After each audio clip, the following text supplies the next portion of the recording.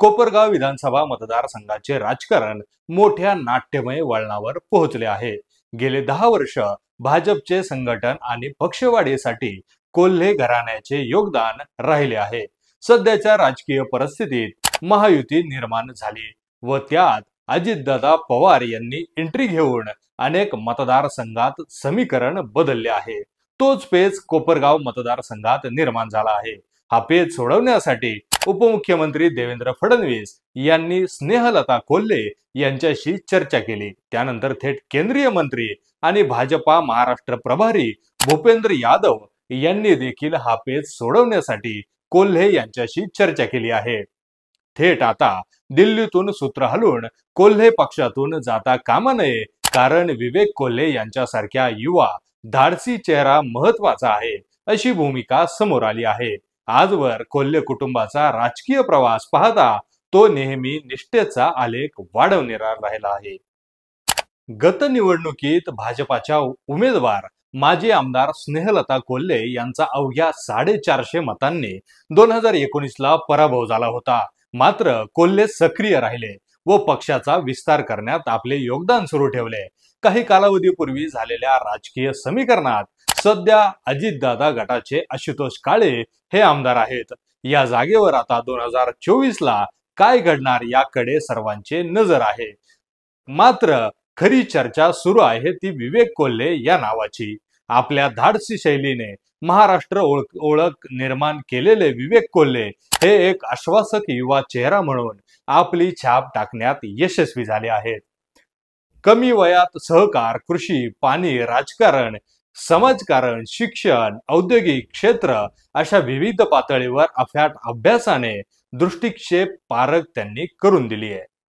सध्या राज्यात सहकाराला पुढे घेऊन जाणारे घराणे हे भाजपाच्या गोटात मोजके आहे।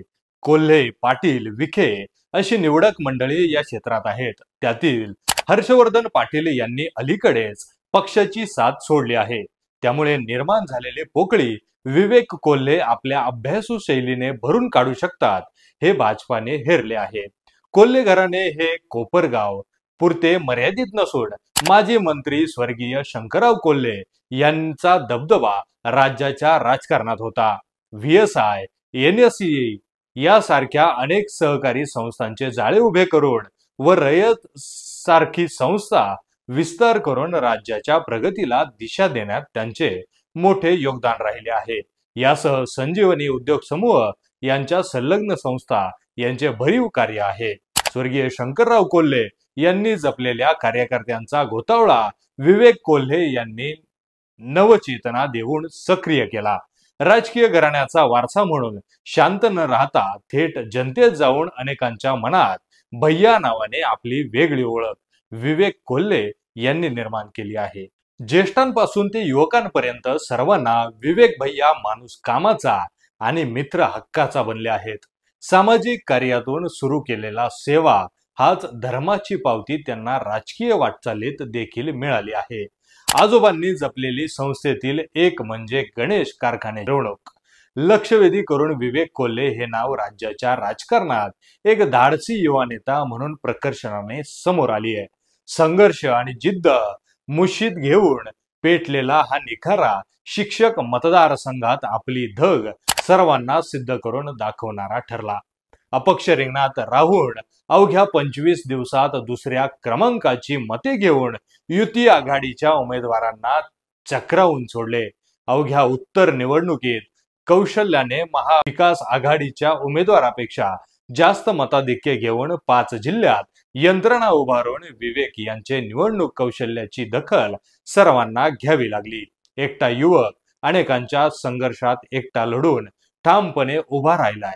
यामुळे सर्वच पक्षांचे लक्ष आपल्याकडे वेधून घेण्यात विवेक कोल्हे यशस्वी झालेत। कमी वयात नेतृत्व गुणांची ओळख सर्वांना करून दिली। यासह सर्व पक्षश्रेष्ठींनी दखल घेतली आहे।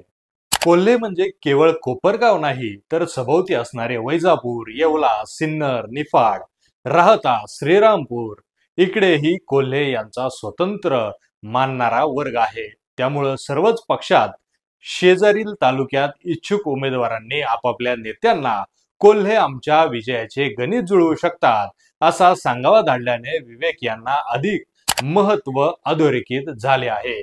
नगर नाशिकमध्ये नात्यागोत्यांचे मोठे जाळे आहे. शिवाय आता पाचही जिल्ह्यात आपली सुप्त यंत्रणा कोल्हे यांनी ऍक्टिव्ह केली आहे. यामुळे कोपरगावसह इतर ठिकाणी कोल्हे यांचे महत्व भाजपाच्या दिल्लीतील नेतृत्वाच्या देखील निदर्शनास आले आहे. त्यामुळे त्यांनी दखल घेऊन कोल्हे महत्वाचे आहेत, त्यांना विश्वासात घेऊन योग्य तो मार्ग काढण्याचे व या प्रक्रियेत आपण स्वतः लक्ष घालत असल्याचे संकेत दिल्याने राज्यातही घडामोडींना वेग आलाय. विवेक कोल्हे यांना सर्वच पक्षात आग्रह आणि उमेदवारीची हमी आहे. यामुळे सुरू असलेल्या घडामोडी पाहता विवेक यांच्या मातोश्री स्नेहलता कोल्हे यांना देवेंद्र फडणवीस यांनी चर्चेसाठी बोलवले व वेगळा काही निर्णय न घेता पक्षातच राहण्याचा आग्रह धरला. यानंतर एक बातमी प्रसिद्ध झाली आहे, ज्यात विवेक कोल्हे यांना भेट दिल्लीत पाठवण्याचे संकेत देण्यात आले आहेत. राज्यसभा देत कोल्हे यांचे राजकीय पुनर्वसन करत एक आश्वासक युवा नेता भाजपचे प्रतिनिधित्व कसे करणार याकडे सर्वांचे लक्ष लागले आहे.